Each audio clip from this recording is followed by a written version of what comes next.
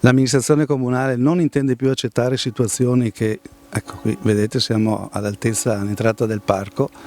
ecco, non accettiamo più situazioni di questo tipo, non accettiamo più che dei cittadini mettano nei cassonetti dell'immondizia, nei cassonetti pubblici le loro immondizie, non accettiamo più che le famiglie mettano i pannolini dei bambini dentro i cassonetti. C'è un servizio, il servizio funziona bene, quindi queste cose sono inaccettabili. In questi giorni sono in visione presso la Polizia Municipale le foto fatte dalla fototrappola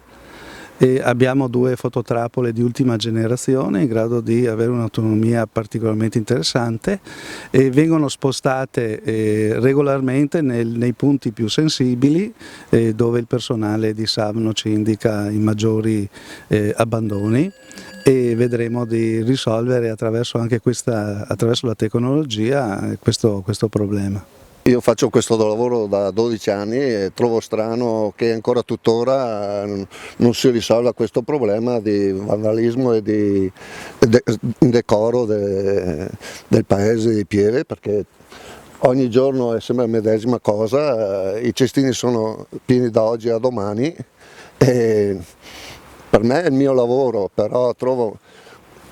una cosa insolita di trovare questa qua, non saprei neanche che avvenire e dare ai nostri figli un domani, perché se questo qua è il domani trovo una cosa molto vergognosa. Ci stiamo lavorando giorno per giorno, ma vedo che